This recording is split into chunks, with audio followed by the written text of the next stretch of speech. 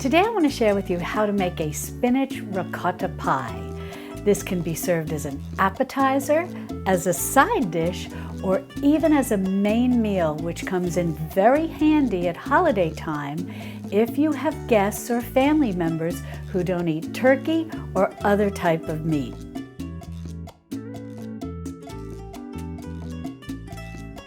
Hi sweet friends, I'm Mary and welcome to Mary's Nest, where I teach traditional cooking skills for making nutrient-dense foods like bone broth, ferment, sourdough, and more. So if you enjoy learning how to be a modern pioneer in the kitchen, consider subscribing to my channel and don't forget to click on the little notification bell below. That'll let you know every time I upload a new video. If at any time you want to jump ahead in this video, be sure to check the description below as well as the pinned comment where I'll have detailed timestamps. I'll also have a link there to the printable recipe over at my website, Mary's Nest, same name as my YouTube channel. Today I'm participating in a collaboration with my sweet friend Katie. I think many of you know her as Miss Katie over at Heritage Ways. Now I'm making a savory pie, but Katie's making sweet pies. And Katie will be showing you how to make personal, individual pies with a variety of flavors to please anyone at your holiday table. And if you've ever thought it was difficult to make individual or personal pies, Miss Katie's got a lot of tips and tricks for you, and you're going to see how easy it is to do that anyone can make these individual pies. So after you finish this video, be sure to go over and visit Miss Katie at Heritage Ways, and I'll have a link to her video in the description underneath this video. Katie also has a website, and I'll be sure to link to that as well. Plus, Katie is the author of a number of cookbooks, and I will definitely link to those too. And I think you're going to really enjoy her recipes because she's a wonderful home cook and shares lots of family favorites. Now, the Italian spinach ricotta pie I'm going to share with you today is a wonderful recipe to have in your repertoire around Thanksgiving and Christmas. Because as I mentioned earlier, you can serve this as an appetizer, a side dish, or as a main dish for those who come to your house at holiday time who may not want to eat turkey or whatever other type of meat that you're serving. You can have this spinach ricotta pie for them as their main dish, but others can enjoy it as a side dish.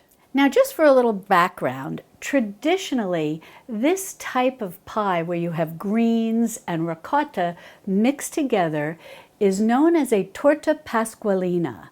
And it's a little different than what we're making today. We're making the easy version. A traditional torta pasqualina is usually made at Easter time, and it's rather involved, but it's very fancy. And if that's something you'd like to see me make as we go forward next year at Easter time, let me know in the comments below, and I'd be happy to show you how to make that.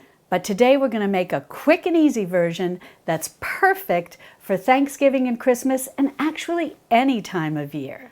Alrighty, now let's go over the ingredients that we're going to need. First of all, you're going to have to make a pie crust. So you're going to want 3 cups of all-purpose flour. You're going to want 1 egg, 1 tablespoon of apple cider vinegar, or you can also use white vinegar, but I like to use apple cider vinegar. You're going to need some ice water, which I'm going to put in here a little later. Plus, you're going to want 2 sticks or 1 cup of ice cold butter. Now, the butter that I'm going to be using to make this pie crust is a salted butter. If you use unsalted butter, you're going to want to also add in a ½ teaspoon of a fine ground sea salt or other fine ground salt. Now for the filling that's going to go into your pie crust, you're going to need 3 10-ounce boxes of chopped frozen spinach, 3 cups of whole milk ricotta, 5 eggs, 1 stick of butter or ½ cup, and 1 medium onion, yellow or white onion is fine, diced, and then 1 teaspoon of a fine ground sea salt. Next, you're going to need 1½ cups of finely grated Parmigiano Reggiano or Pecorino Romano.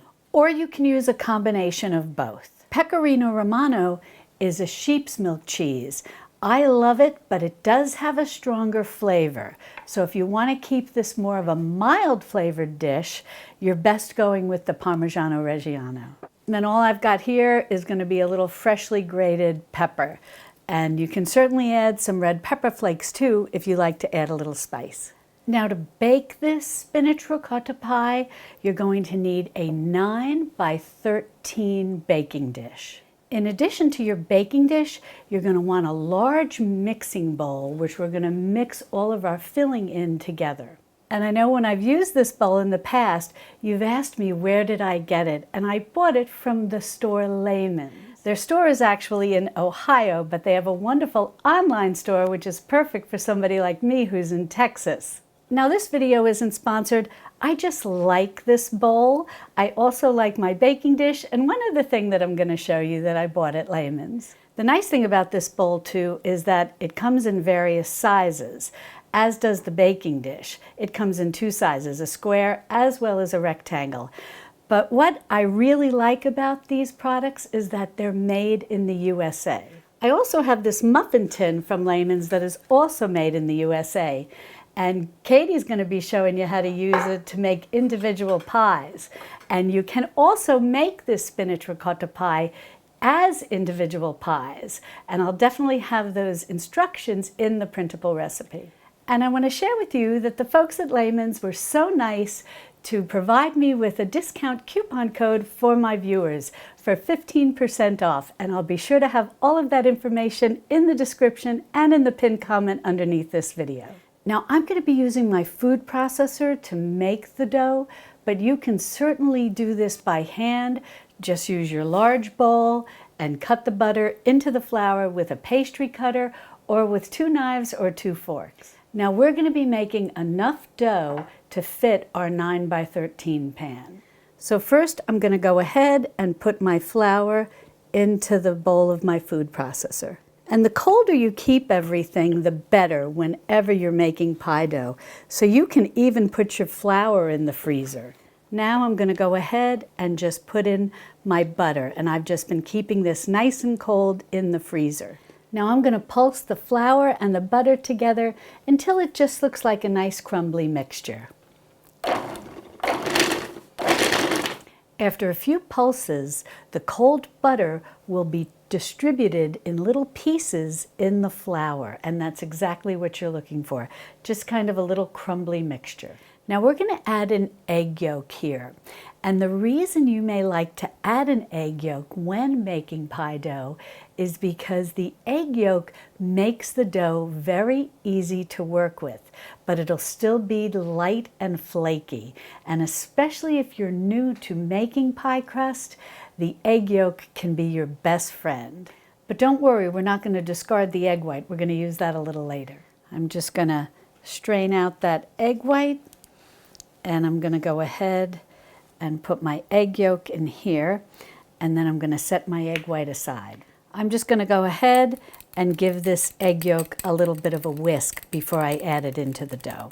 Now I'm going to go ahead and add my egg yolk right into my flour mixture. Now I'm also going to go ahead and add in my vinegar. And like the egg yolk, the vinegar is also a best friend of yours if you're new to making pie crusts. And the reason is it will also help with the flakiness, even if you overwork the dough a little. I'm just going to give this a few quick pulses to incorporate, then we'll start adding in our ice water. Now we're going to start adding in our ice cold water. And we'll probably need maybe around 4 tablespoons of ice water. But what you're looking for is for this to look kind of like wet sand. Now I'm going to start this and I'm going to add in the water little by little.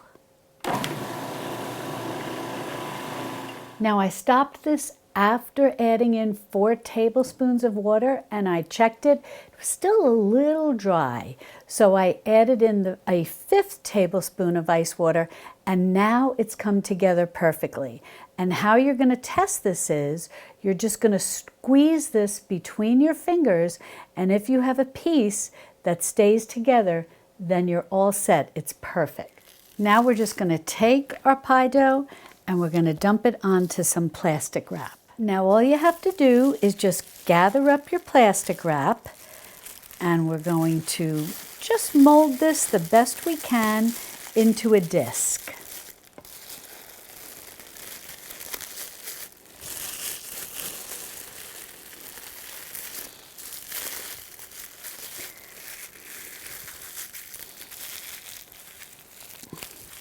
Nothing fancy, that's it. Now we're going to go and tuck this into the fridge. Once you get this into the plastic wrap, if you flip it over, you may be able to see the little chunks of butter that are basically all standing alone, more or less, throughout the flour, throughout the dough. And that's exactly what you're looking for, because that's what's going to make you a nice, flaky pie crust. Well, I've cleaned my food processor and I've put in my grating blade, and I'm going to go ahead and use this to grate my Parmigiano Reggiano, but by all means you can hand grate this as well. Here we go. That certainly makes quick work of it. Well, I've got my grated Parmigiano Reggiano, and I'm going to go ahead and set that aside for now. And now what we're going to do is get our butter and our onions and our salt and pepper. And we're going to go ahead and saute these onions just until they're translucent. Now I'm using all butter to saute the onions because that's what my mom used. She's of Northern Italian heritage, way far northern Italy, about a mile or so from the Swiss border, and they use a lot of butter. But you can also use half butter and half olive oil to do this as well. But I do recommend that you use some butter, because it does add a lovely rich flavor to the final dish. So now I'm just going to start putting in my onions to saute in the butter. And as I said, just till they're translucent. We don't want to brown them. This is only going to take about 2 or 3 minutes. Now I'm going to go ahead and just add in the salt and a few twists of black pepper. And if you like a little spice, you can certainly add in some red pepper flakes at this point. Now, I always get a lot of questions about this countertop burner. It is made by Cuisinart, and it works great. I've been very happy with it. I did check recently, and it is in stock on Amazon. I know it goes out of stock a lot. It is very popular, but I will put a link in the description underneath this video. And this frying pan that I'm using is a Scan pan. I think this is terrific. I really love this, and I'll link to that also.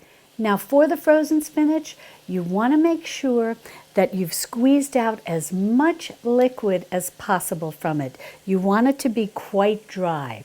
Now all I do is take handfuls like this. Whoops, lost a little.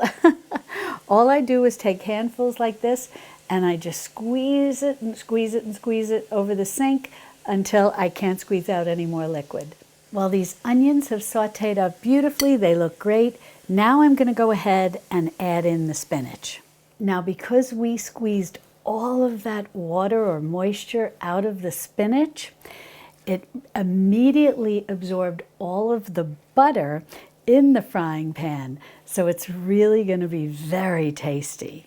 Now I've turned off my heat, so all I'm going to do now is go ahead and transfer my spinach and onion mixture into my bowl. Now to our bowl, while the spinach onion mixture is nice and warm, we're going to go ahead and add in our grated Parmigiano Reggiano. And all I'm going to do is reserve maybe about a tablespoon's worth, which I'll go ahead and sprinkle on top of the pie right before we put it in the oven. I'm just going to continue mixing the spinach with the Parmigiano Reggiano until it's well mixed together and the cheese is really nicely distributed amongst this spinach.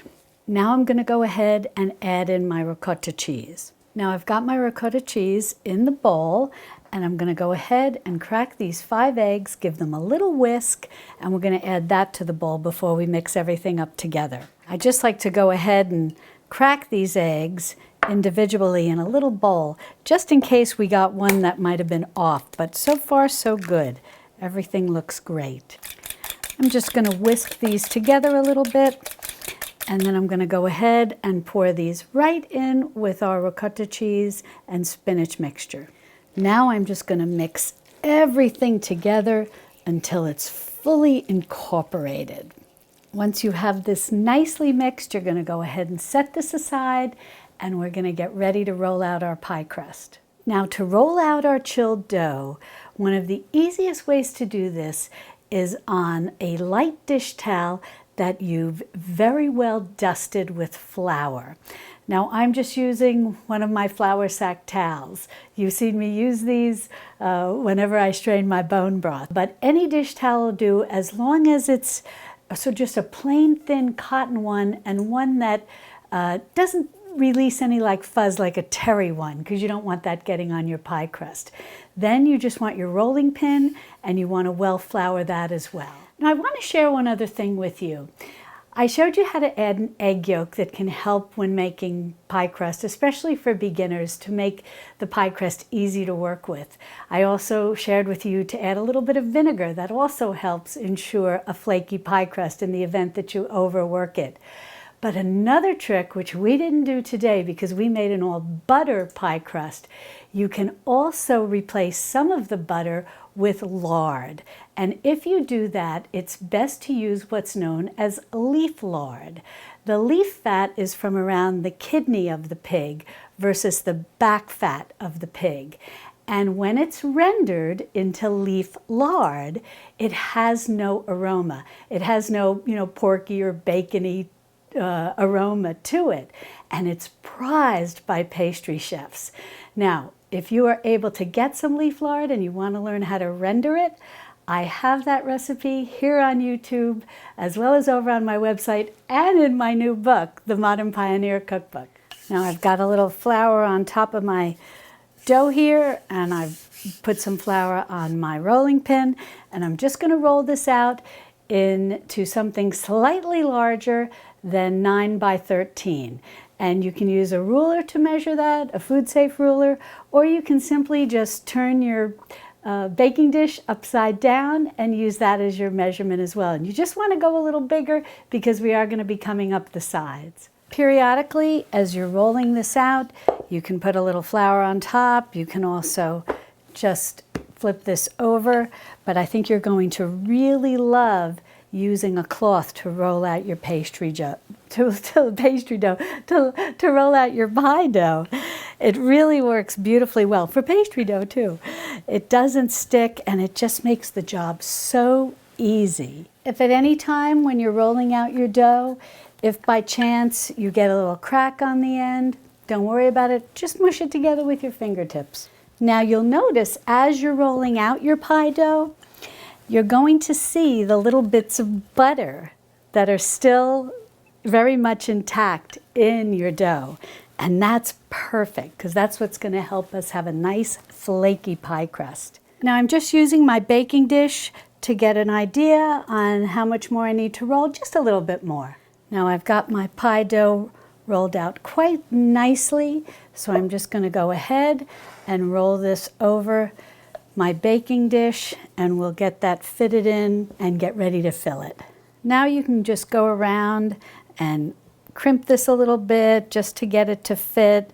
What's nice is these baking dishes come with lids, so if you want to just push this down so that you don't have any crimping up above, if you're taking this somewhere and you can just put the lid on it, it's perfect. And this is going to shrink a little once it bakes in the oven, but that's perfectly fine. Now, I'm not sure if I mentioned this earlier, but it'll all be in the recipe. When you go to roll out your pie dough, be sure you preheat your oven to 370 degrees Fahrenheit.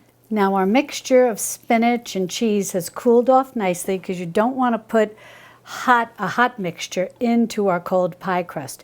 You want this to have cooled off. And now we can go ahead and just start spooning it in. Once you get your spinach mixture spooned into your pie crust, you just want to smooth it out and make sure that you get it into every corner. Once you get this all smoothed out, then you can go ahead and just sprinkle a little bit of the little bit of Parmigiano Reggiano that you reserved right on top. Just sprinkle it all across. And you don't need a lot. I reserved probably about a tablespoon of the grated Parm. The last thing I'm going to do is take a little bit of the egg white. This is what's reserved from the egg yolk that we put in the crust. And I'm just going to go ahead and gently brush the pie crust that is not covered by the spinach mixture. Now I'm going to go ahead and pop this into my preheated oven. I'm going to put it on the middle rack, and it's going to need to bake for about an hour, but everyone's oven is slightly different. So I would recommend it around 50 minutes, checking on it. Well, I just took this out of the oven and it looks absolutely gorgeous. I checked it at 50 minutes. It looked like it needed a little more time, so I left it in for about another 5 minutes, so maybe in my oven total was 55 minutes. Now what I'm going to do is just put this over here on my cooling rack. This is the hard part. We need to let this cool a little bit before we cut into it. So let's give it maybe about 10 minutes or so. Well, while that's cooling, I just want to take a minute to share with you about my new book, The Modern Pioneer Cookbook. This is published by Random House for their DK imprint. And if you like traditional recipes and you're on your journey creating a traditional foods kitchen, you will really find this book helpful because it's very much a manual that walks you through step by step how to create a traditional foods kitchen. In each chapter, I walk you through step by step how to really become a good traditional foods cook, a good home cook.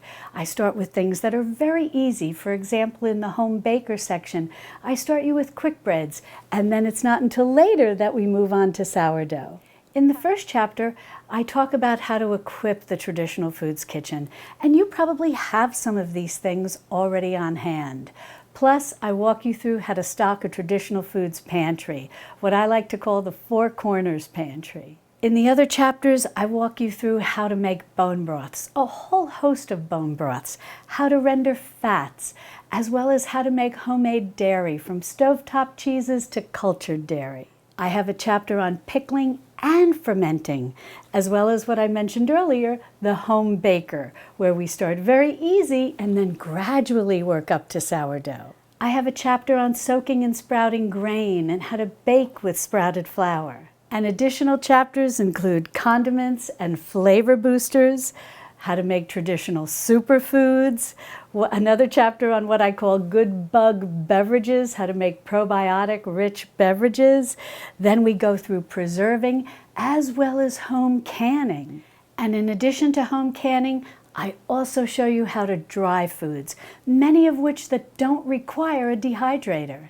We do things the old-fashioned way, like our ancestors did. And the good news about that is it's often quite easy, doesn't require a lot of expensive equipment or even a lot of time on our parts. It's often time on nature's part.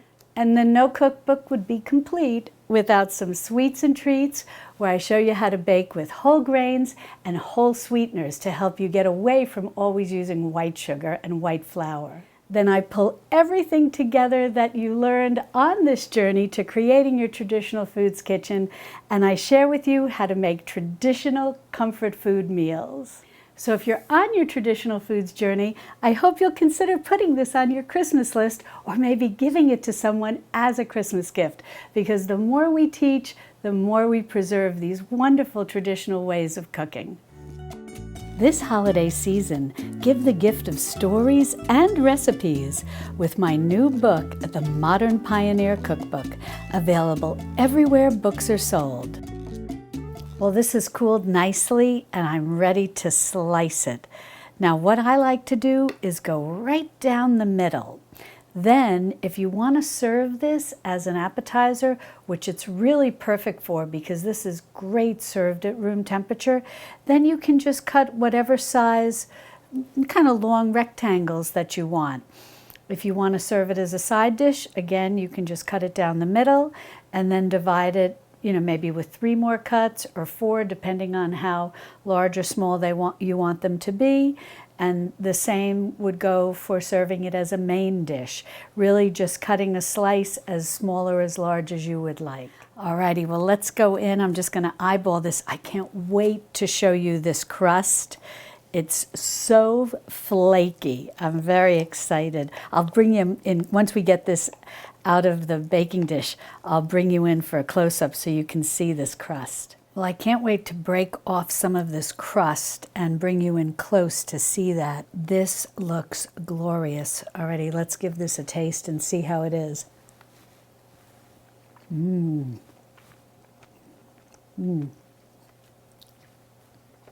That's very good.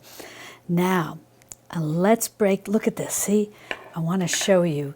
This is so flaky, so flaky. So I've broken off some pieces of the crust on the side. I'm telling you, you add that egg yolk, you add a little vinegar, you can't go wrong. This is such a beautiful pie crust, and it's so tasty and flaky when it hits your tongue. And wait till you see this bottom crust. Not the least bit soggy, so flaky. Look at this, just flakes right off. It's perfect. You couldn't ask for a better crust.